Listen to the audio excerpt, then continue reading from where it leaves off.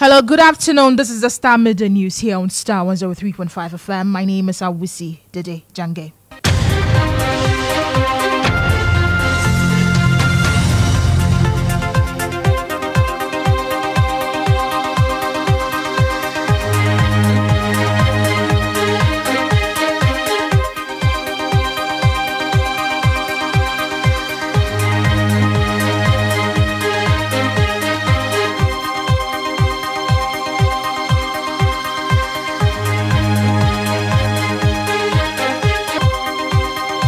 And this afternoon, NPP condemns NDC over notice to not sign any peace declaration pact given the silence of the Peace Council on past and current happenings in the country.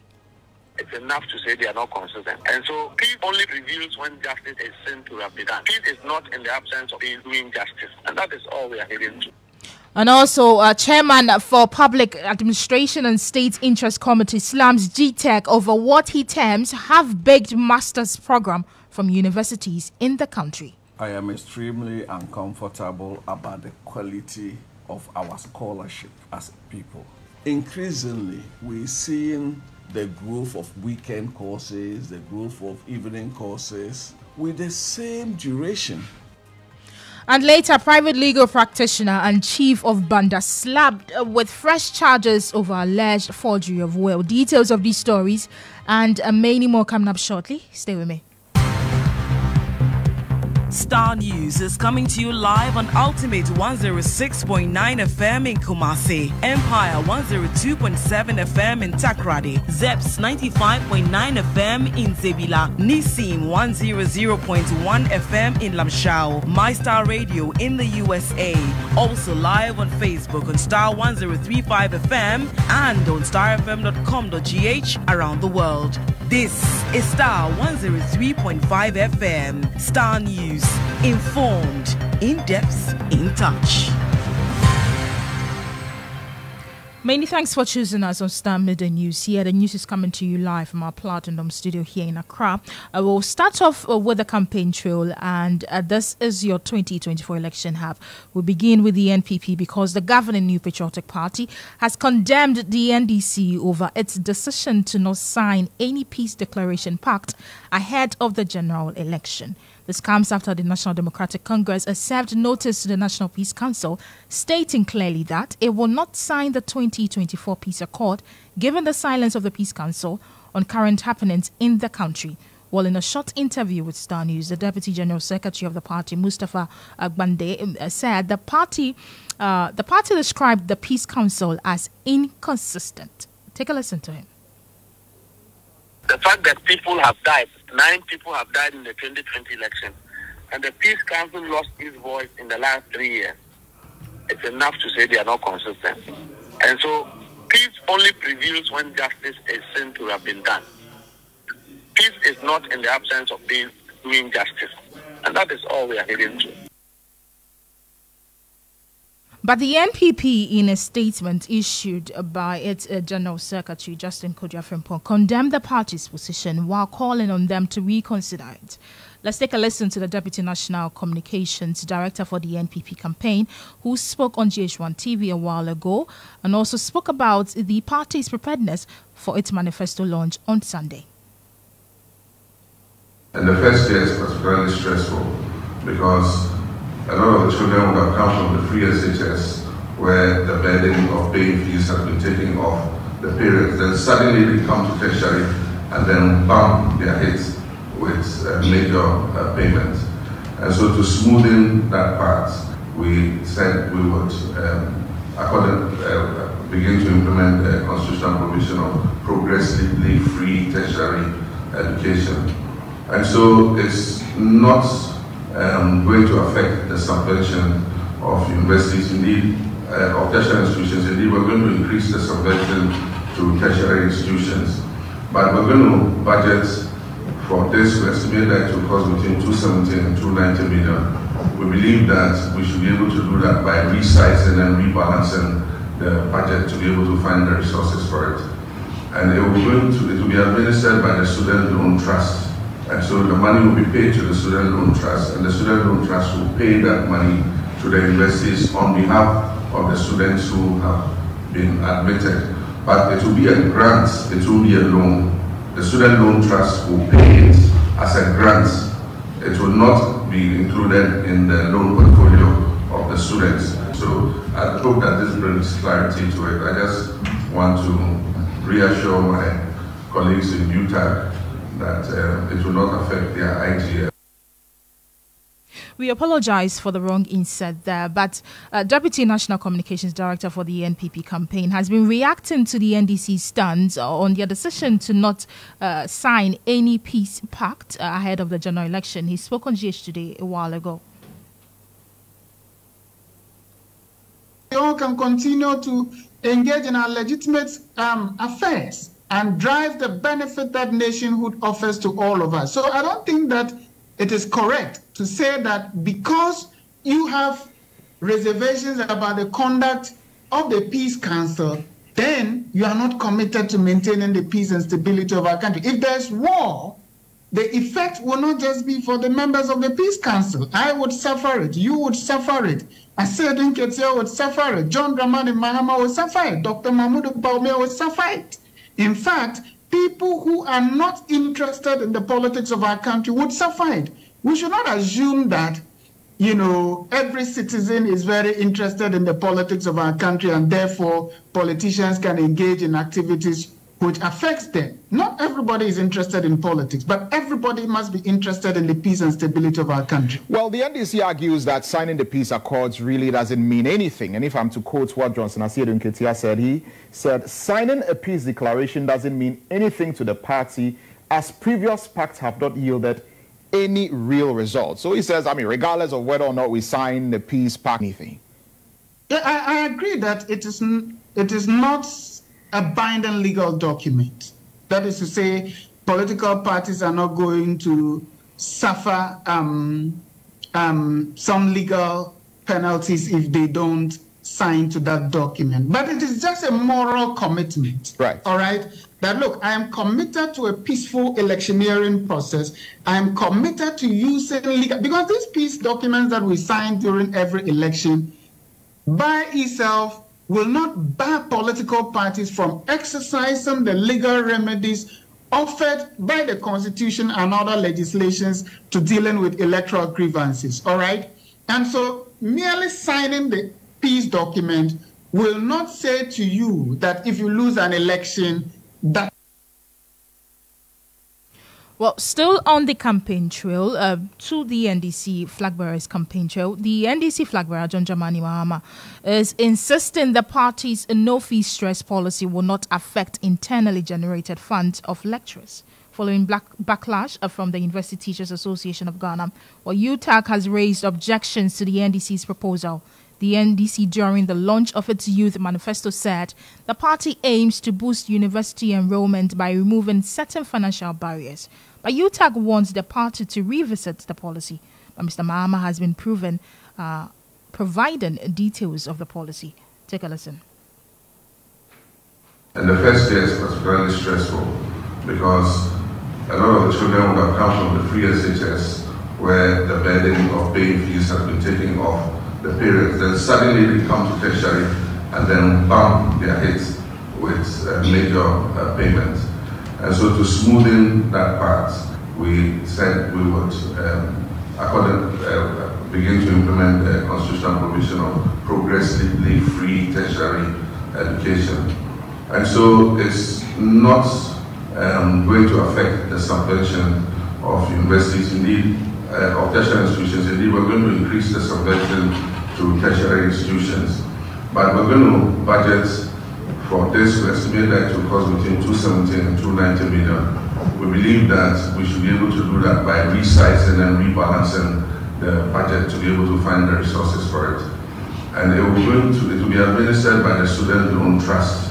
And so the money will be paid to the Student Loan Trust, and the Student Loan Trust will pay that money to the universities on behalf of the students who have been admitted. But it will be a grant, it will be a loan. The Student Loan Trust will pay it as a grant.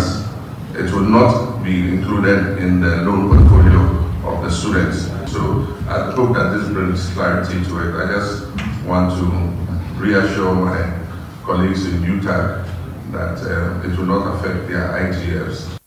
So you just heard the NDC flag bearer, John Dramani Mahama. Meanwhile, private legal practitioner Kwame Jantua is calling on political parties to back the proposal. According to him, it is imperative that the country makes education affordable. The GET fund is capped, isn't it? It is. It's mortgaged, isn't it? It is. It brings money into the educational system, doesn't it? So even if we say we are going to uncap the GET fund and let it rise and get whatever money is there, can we not use it to do what the former president is talking about, or in any part of the educational setup? Number two, the other bit that brings money into the system so quickly is the oil industry. Have we done production, exploration to production in the last 8 years? Have we been able to do it? And if we are able to do it, will it not bring money into the system? But Lantam, you know what saddens me? What saddens me is the fact that other countries were referred to, Council referred to, America, UK, how these things are done. It's being able to be done there because universally the political parties there have agreed that education should be such that it's affordable. Have we been able to agree in this country within our political parties that this should be so? And that we sit on platforms like this and argue amongst ourselves when we know education is expensive? Should there not be a consensus within all political parties that there are certain sectors of the economy that we should all agree on and make sure that we finance it? Should it not be so? How we achieve it would be a different matter. But let's all agree. Don't let us argue about this at all. Then today, someone is saying basic education, someone is saying tertiary education, someone is saying university education. How? When we know the cost of education is not cheap. So he had there a private legal practitioner, Kwame Jantua, speaking on GH Today earlier on.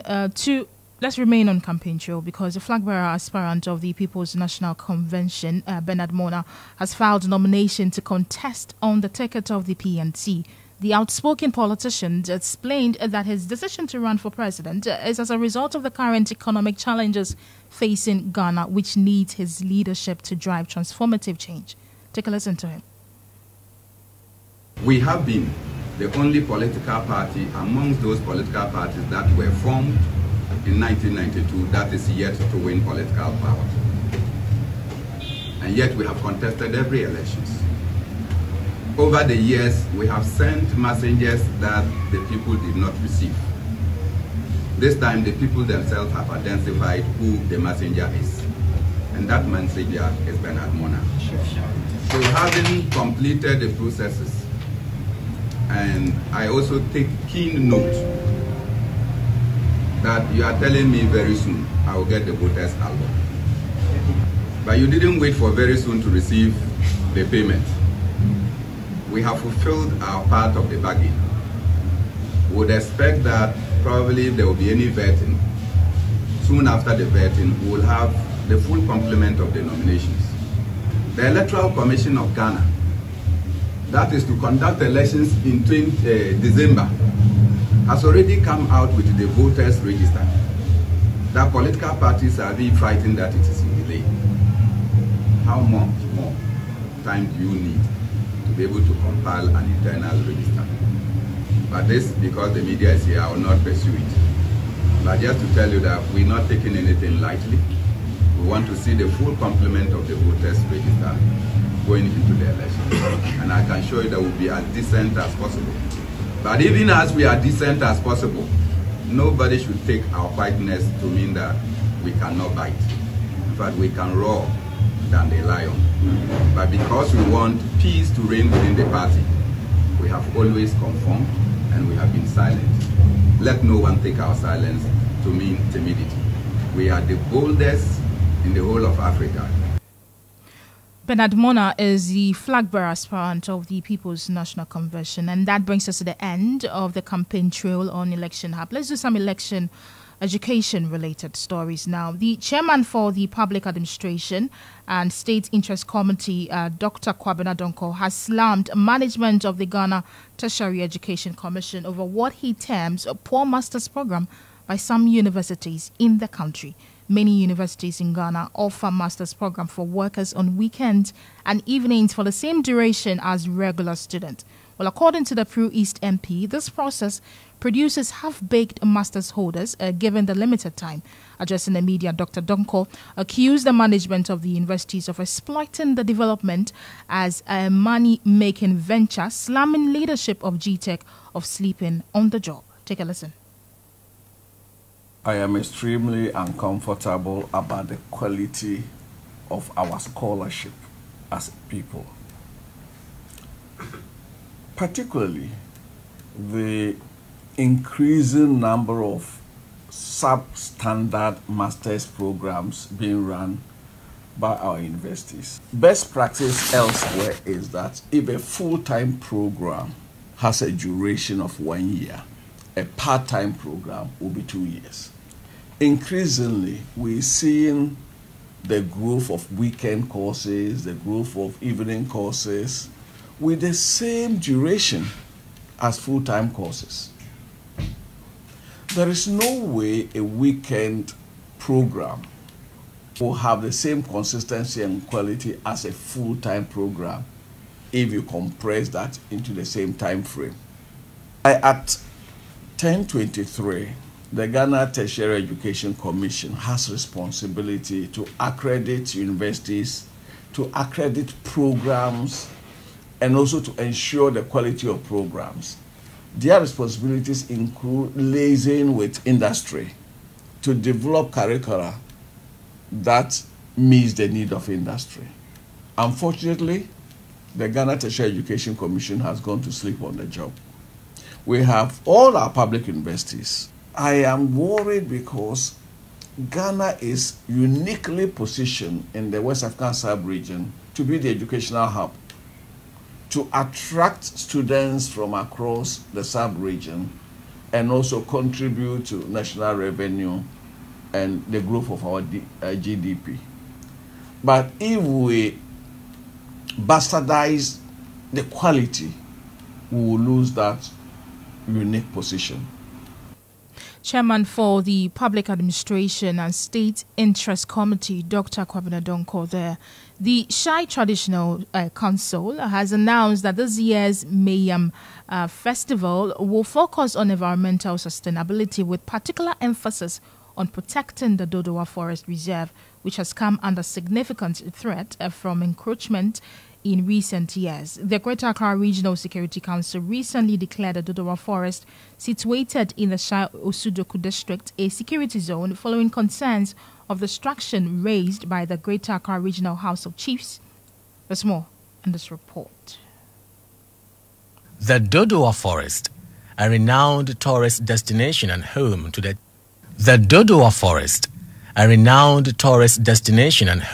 Chenku waterfall, is steeped in history as the site of the Katamanso War in 1826. However, substantial portions of the forest have been lost to estate development and other human activities. In response, REDSEC and the Forestry Commission recently demolished buildings that had encroached on the reserve. The launch of this year's Mayam Festival, themed Promoting Environmental Sustainability Through Our Cultural Heritage, Chairman of the Festival Planning Committee, Okukrubo Tai Kwesi Ajiman V, reiterated the Council's commitment to safeguarding the forest. We are encouraging everybody to protect the environment, especially we are encouraging people to do tree planting, tree planting, so that we can hashtag the corridor the back of tree planting. That is why we are encouraging everybody to protect the environment, and also we want to do this through our culture. Nene Tete Huaji VI of Apetechi also announced that the traditional council would lead a massive tree planting initiative to rejuvenate the forest's vegetation. He hinted of the use of a master site plan to clear all encroachments and restore the integrity of the reserve.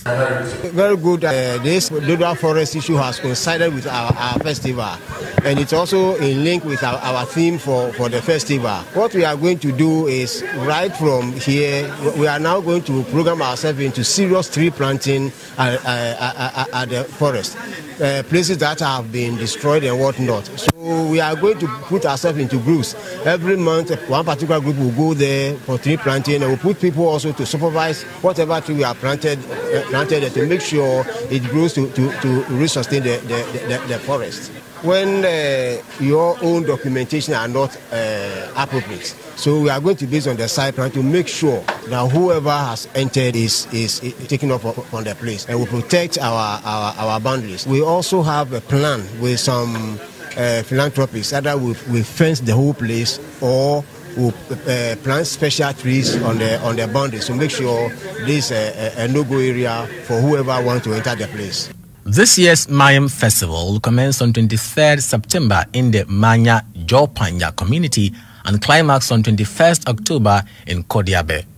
Preceding the festival, a ban on noise making will be enforced across the Shai traditional area from 10th September to 14th October.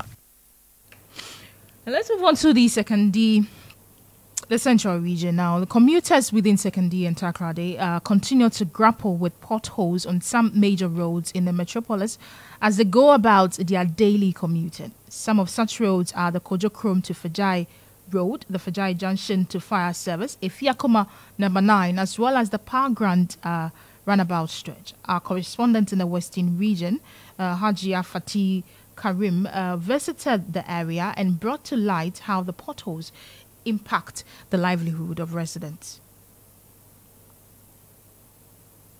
Commuting on some roads in Sekondi Takoradi is becoming increasingly stressful and challenging. The Power Grant roundabout has some of the worst stretches of road, with drivers and commuters constantly complaining about the deteriorated state of the road. Here are some drivers and commuters sharing their frustrations about how the poor road conditions are impacting their daily lives and businesses. But the road is affecting us. When you look at the way the dust, it brings a lot of diseases. Moreover, there are a lot of potholes and it affects the car. Personally, you have to go short. It's affecting us a lot. And I'll be happy if the government can do something about it. Chris Moktagbe is a civil engineer and has been tracing the root causes of these potholes, highlighting issues such as poor drainage, among other factors.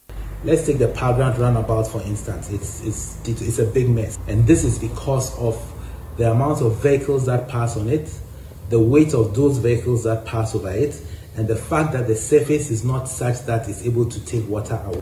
Because water keeps sitting there, and you keep having these big trucks go in and out of that space, it's always going to be a problem there until the root cause is taken care of. Most of the drivers are perplexed over their frequent visit to the mechanic due to the poor nature of the roads. Al-Hassan Muhammad is a local mechanic and has been explaining the specific parts of vehicles that are mostly affected by such road conditions. He further enumerates how expensive such regular maintenance can be for drivers.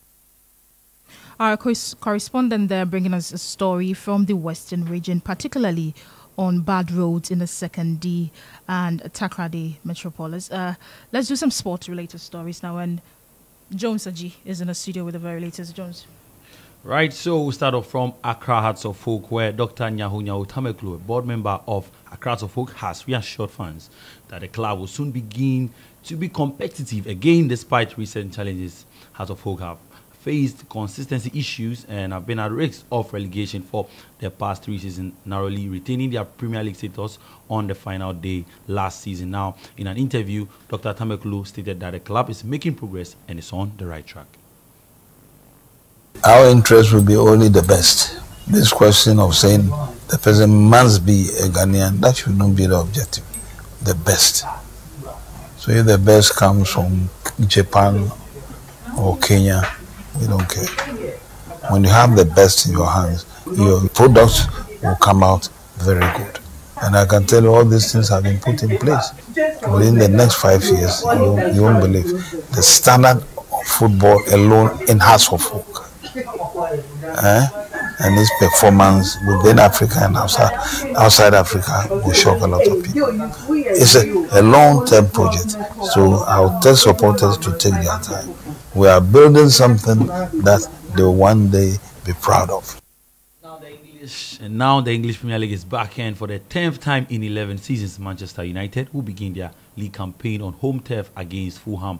United manager Ten Hag has confirmed that new signings Matthias De Ligt and Nusa Mazraoui will go straight into his squad for Fulham's visit to Old Trafford, but Joshua Zirkzee and teenage defender Lenny Yoro would both miss United's Premier League's opener now, with the club also managing the fitness of several players. The coach says that his team is not too ready, but they will do their best. No, it's true. It's not the pre-season, but is where you can in 5-6 weeks work on the team. It's very complicated, but yeah, we had the USA tour squad. Then we add the players who did the Euros and Copa America, and yeah, now new signings, and now we have to make a team from it. And yeah, that team is not ready, but yeah, the league starts, and there are more managers to deal with this problem. We definitely have this problem, but still we have some rules, some principles, and yeah, we have to make a start. We can't hide ourselves, we can't run away from it, so yeah, we have to deal with it. Fulham manager Marco Silva is optimistic ahead of their first game at United. Our official game already, we haven't played. Okay, you have always, even if you play last Saturday like they played, it's completely different if you play a friendly game or if you play an official game. They have always that first feeling to play an official game. Okay, it's not going to be excuse for sure for us, but it's always slightly different. But the only difference here is that you don't have that middle of the season already, the moment of the teams. If one team is more confident than the other, you don't have here. Okay, we go to play our first game. We are confident that because our preseason is being good for us. Okay, they end last season winning a trophy, and it's always really important for a Man United football club to be able to win trophies, and they won it. Last Saturday lost in the penalty shootout against the champion, and of course they want to start the season with the right foot, if I can say in this way, and we want to start in the same way. We want to be to start really well from ourselves in a tough place to go, but in a very good environment for sure to play football and to enjoy a football match. All right, that will be all for sports. Don't forget that the game is at 7 p.m. and there are games on Saturday, Sunday, and on Monday as well. My name is Jones Aji. Okay, thank you so much, Jones, for giving us sports stories. Now, before we go in court related stories, a private legal practitioner, Joseph Adosam, and Chief of Banda, Alhaji Seidu Adams Baba, have been slapped with fresh charges over alleged forgery of will. The two, together with one Said Salia, have pleaded not guilty to their respective charges with ranges from conspiracy, forgery, altering of official documents, and perjury. In the amended charge sheet filed by the prosecution, named Said Salia as the third accused. The two of Said Salia's siblings, Abdullah Salia, aka Abdullah Salia Jr., and Abubakar Salia, both at large, are being pursued by the police. Well, still on matters related to the law, the Ghana Police Service says it has interdicted two policemen for allegedly extorting money from a motor rider in Accra on 22nd July 2024. The two are said to be assisting in investigations. The police, in a statement, assured the public that the two will be put through the due process of the law. And that brings us to the end of Star Midday News here on Star 103.5 FM. For more news, log on to starfm.com.gh. Have a good afternoon.